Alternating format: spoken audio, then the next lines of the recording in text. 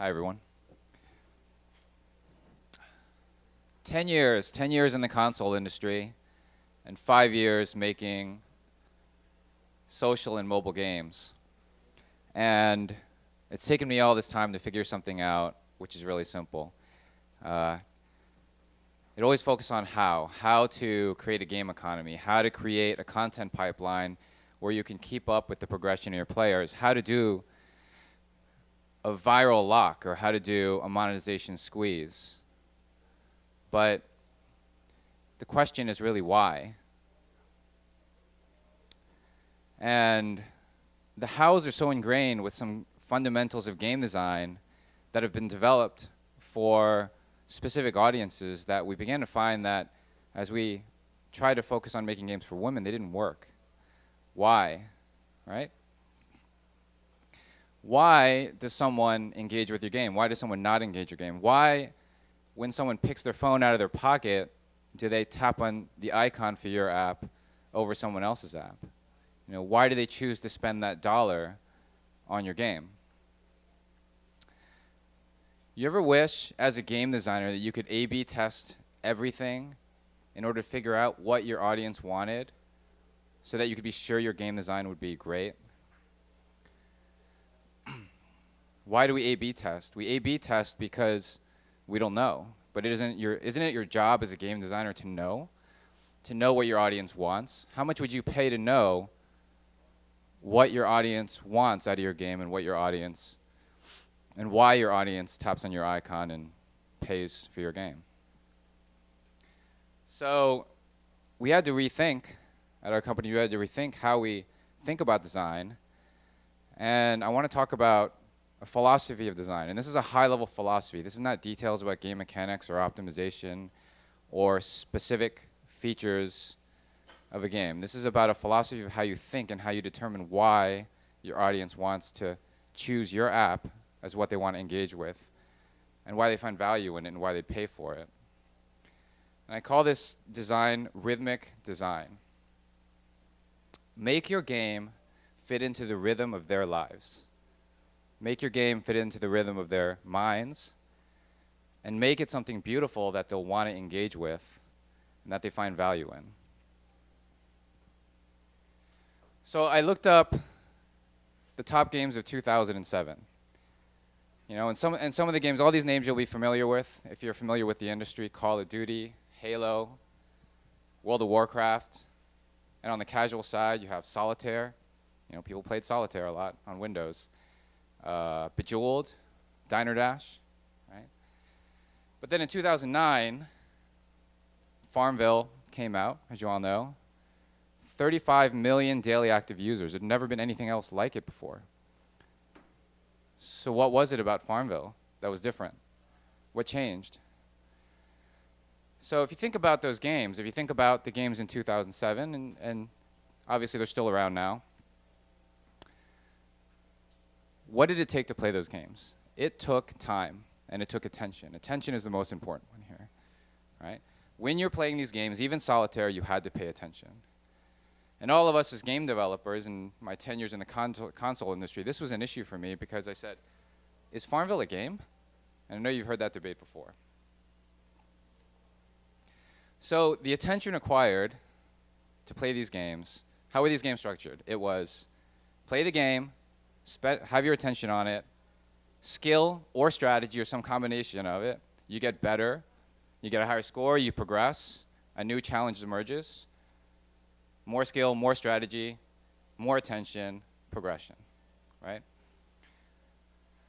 So because these games demanded your attention, you were sacrificing other aspects of your life to play these games, right? And so that meant you were a gamer. Gaming was a big part of your life. Right? How big a part of your life was it? It was how much time you spent on these games, how much money you spent on these games, right? And then Farmville and other social games come along. And they said, we're going to try something different. We're going to fit into your time so that, you know what? You don't have to pay attention when you're playing. You don't have to commit time. You don't have to sacrifice time from something else. You know, you can play Farmville, and it doesn't demand skill or strategy. It doesn't make you feel bad if you're not good at it, right? It's there for you. It's there for you to give you a little bit of delight, a little bit of enjoyment, a little bit of fun. As long as you're in front of your PC, it'll do it no matter what you're doing. In fact, you can do it on your lunch break at work. You can do it while you're watching TV.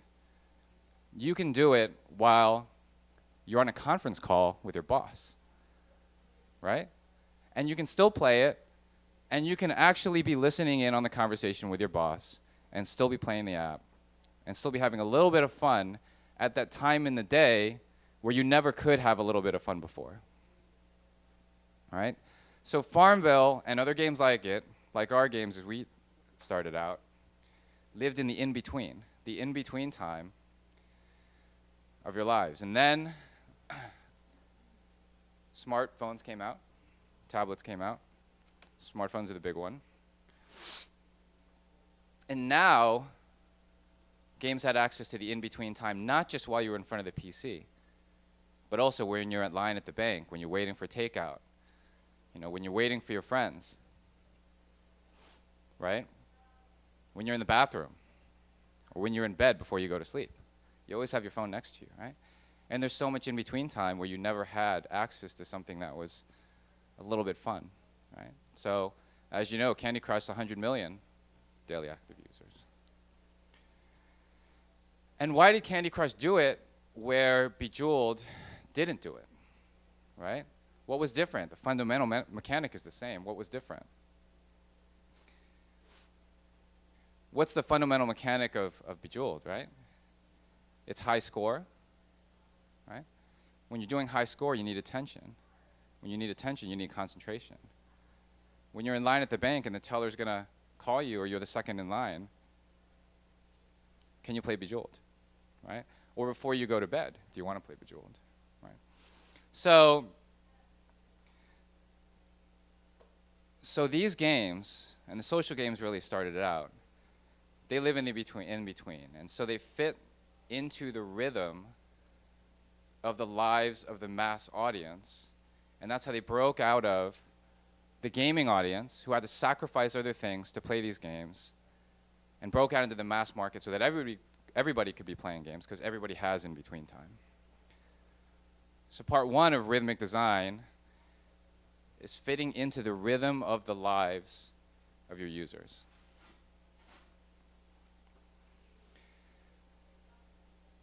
The average American spends 2.8 hours a day watching TV. 2.8 hours a day watching TV. And one of the main reasons why people watch TV is to unwind. Right? Unwind, to relax, right?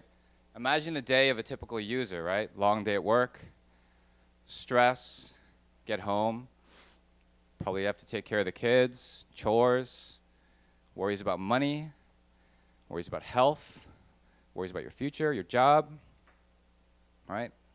Long day at work, get home, what's the first thing you want to do? You want to relax, right? Life is hard enough. You want your fun to be easy, right? So that's another part of the design, is to break out of the audience that wants to actively have their full attention on a product and dedicate that valuable mind share and mind energy toward that game, versus hitting the mass market where they don't want to have that expenditure, they just want to unwind, right? So part two of rhythmic design is fitting into the state of mind, fitting into the minds, fitting into the heads, fit into the heads of the audience. And there's some examples of this from other types of entertainment. And we have to wonder whether, as game designers, we fall into the same trap as many creators of other forms of entertainment fall into. But but this is a known thing. There's the reason there's a difference between critical reception, critical success, and commercial success, right? Who wins the Oscars? The Oscars are determined by people within the movie industry what the best movies are. Are those the best movies in terms of the box office? They're not, right?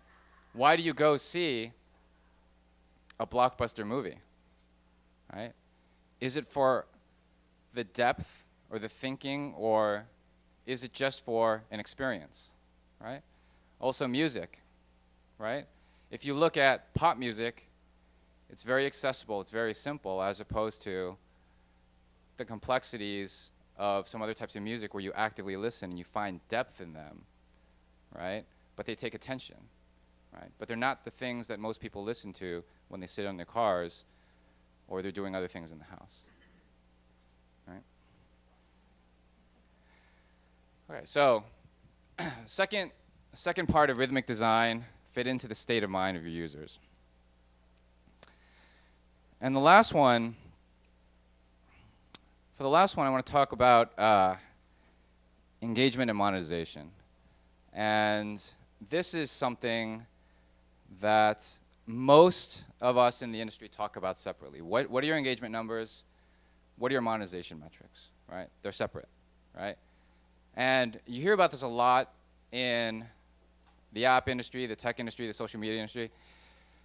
Engage your users first, build your audience, monetize later. I'm not really a believer in that. First of all, I think engagement and monetization are the same thing. Why would you spend your time on something? Because it gives you value. Why would you spend your money on something? Because it gives you value, right? They're the same thing. If you want to figure out what your lifetime value is, what your potential revenue per install is, think about everything your users would want in your product. You know, you have all the virtual goods, but also think about the experiences that they have. That's really why you play. It's not the virtual goods. You know, classically it's, well, how many cars do you have in your game? How many levels in your puzzle? All the, you know, puzzle game, all that, right? But it really is about the experiences that they're paying for. How many experiences? What are the feelings that people get out of that game? How much do they value those things, right? Add all that up. How much would people pay for that? That is your maximum potential revenue per install, right? And for game designers out here, do you know that number for your game? Do you know it? Do you really know it? Because if you don't know it, then you got to question, to be blunt, how good a designer you are, right? Because isn't that your job?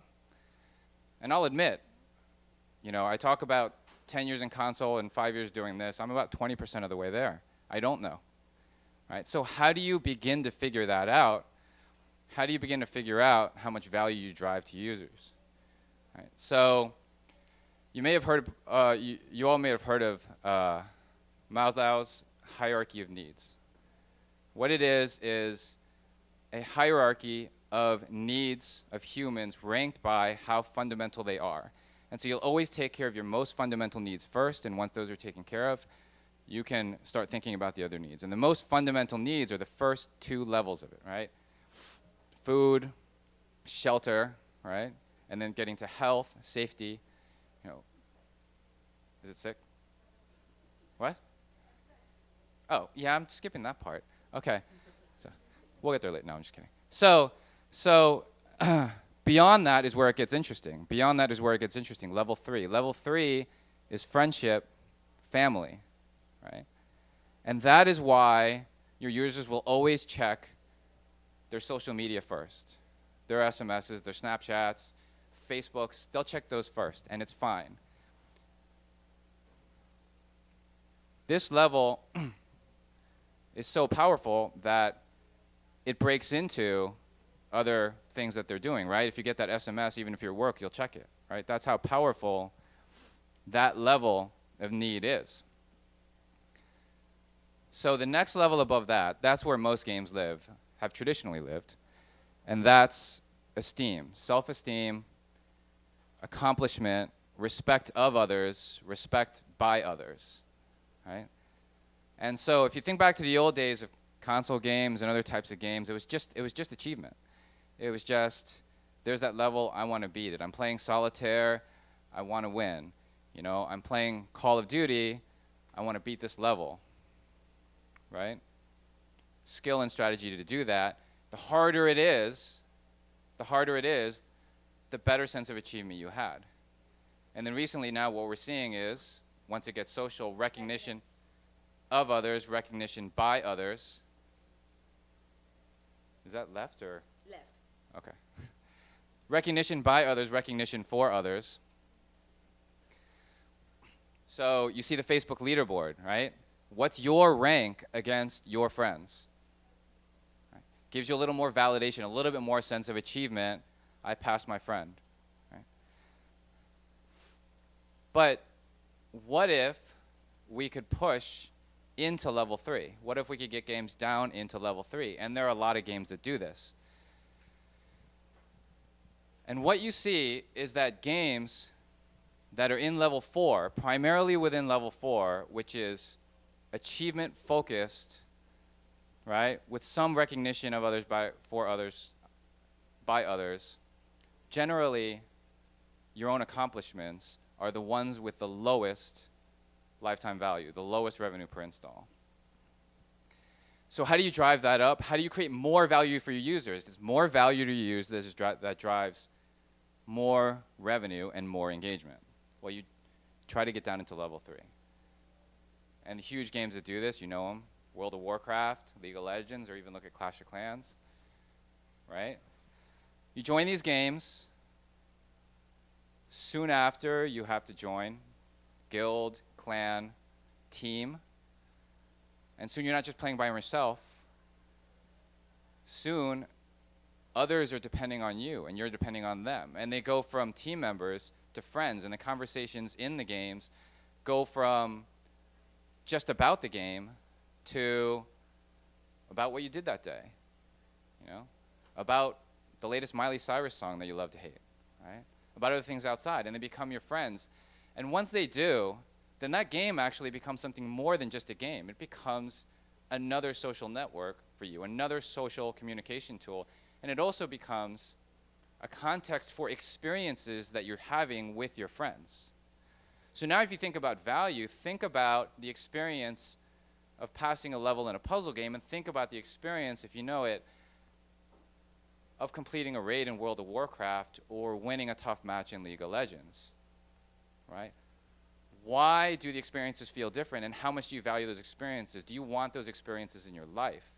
You know, that is driving more value. So, but in the end, it's actually just about the feeling. It's about the feeling you get, right? It's about the feeling you get out of those games. It's the needs, because we don't get into the fundamental needs of safety and survival. It is those needs, it is those feelings that you get out of your product that can drive more value.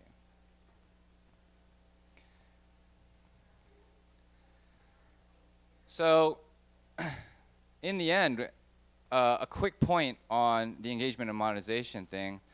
A lot of people tend to copy game mechanics or game themes or clone games. The reason you do that is because you do not understand why. You do not understand why they do it, so all you can do is copy it.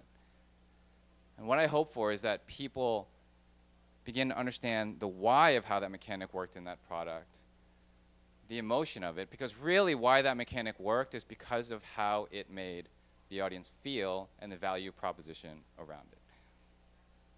Okay, so in summary, rhythmic design fit into the rhythm of their lives, fit into the rhythm of their minds, and create beautiful music, a beautiful experience for them to experience as you integrate into their lives and their minds. That's how you drive value to them. It becomes a part of their life that they care about. It becomes a part of their life that it's enriching to them, and that's why they'll pay, and that's why they'll engage. And I want to talk about one more thing here, which is about the monetization part in particular. 5 minutes. which is about, in freemium games, as most of us probably target here, freemium games monetize by creating a need that cannot be fulfilled unless you pay. And as an industry average, the percentage paying per install is around 5%. And the challenge that I want to make to all of us here is to improve that number, and I'll tell you why. The reason is that means 95% of your audience are getting a subpar experience. And you are depending on that 5% to carry the weight of the other 95% in terms of spend. And ask yourselves how many times you've seen a game, a freemium game, that you feel gives you value for the money you spend. Right? Can we improve that? Can we improve it so freemium titles become a value? Like Spotify, like Netflix, right? Like Amazon Prime, right? Can we make it such that these things become a value to our users? I think we have a lot of potential as an industry, and perhaps we're just set in the ways that we've become used to.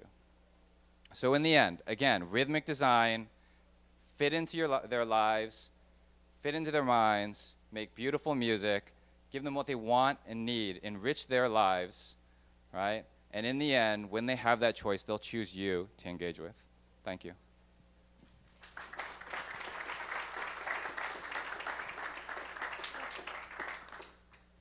It sounded like your talk addressed making games for everybody, but since you guys focused on making games for women, what from this talk kind of carries over directly to a female audience? Yeah. So the main reason why I don't think I would have gotten here. I don't think we would have gotten here if it hadn't been for targeting women, because what we found is you have to reinvent a lot of things that you thought were canonical in order to appeal to the female audience, right? So that's where this came from. So when I talk about design, I think if you're going to make the next big hit for women, then I think this is the way to do it, because games for women, and I mean for women, right? Just like Call of Duty is generally for men, right? Our game is for women. Games for women are fundamentally different. They're based on different things. I'll give you one example of that, though, for women that's important. For men, and that when we talk about that sense of achievement, that tier 4, that sense of achievement and recognition by others and for others, for men what you see is the dominant mechanic is zero-sum competition, which is I win, you lose, haha. Makes me feel good, and you feel bad now, but you want to get revenge. You want to get good enough to win, right? And what we find is for women, that's not the case. Women don't want zero-sum competition, but it doesn't mean they don't like to compete, and that's one of the things that people sometimes say, but it's not true. Women love to compete, but they love to compete for prizes, where the feeling is non-zero sum, right? So I win, yay, I got a huge prize. Oh, I didn't win, I guess I missed this time. I'll try again, right? And you can be playing with your friends, and because your friend wins, it doesn't mean that you lost, and it doesn't mean you hate your friend, right? In fact, hey, great for you, congratulations, you won, right? So that supportive part of it is a really big part of games for women.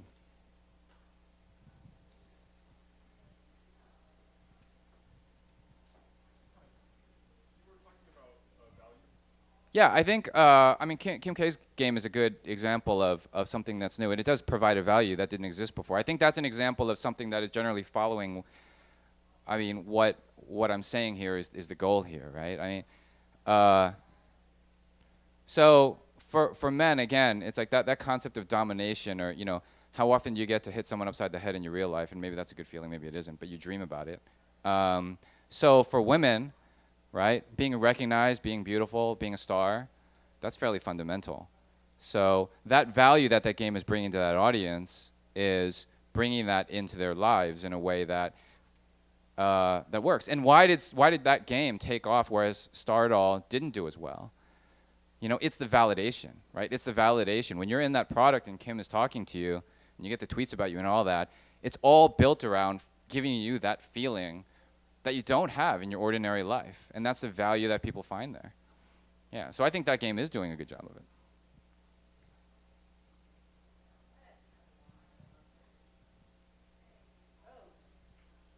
Oh, I'll be honest, we kind of fell into it. I mean, you know, we started out doing very light apps on Facebook, and we realized that, and this was a shock to me because this was right after I came out doing console games, and we were doing, you know, very light apps like quizzes on Facebook, and they were huge, and the majority of the audience was women, and I got to be honest, I didn't get it.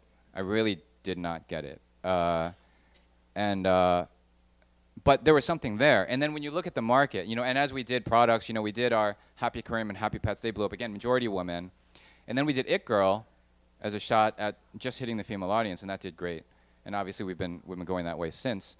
And I just think it's an underserved part of the market. It's hugely underserved. If you look at how the market is divided, you have hardcore male games, very male-focused games, and again, high LTV games, right? Or huge franchises like Grand Theft Auto, Call of Duty, you know, these types of games, right? League of Legends, let's say, right? And then you have broad casual, right? Broad casual for mass audiences, right? Because they're working at a lower lifetime value, they have to appeal to a broad audience. That's why you see candy and jewels and bubbles and pets, right? Right? Super broad appeal audience because you have a low lifetime value. But isn't there a huge space missing here? What is the Grand Theft Auto for women? What is the Call of Duty for women? And to do that takes a fundamental rethinking of what games are. And so that's the goal of our company.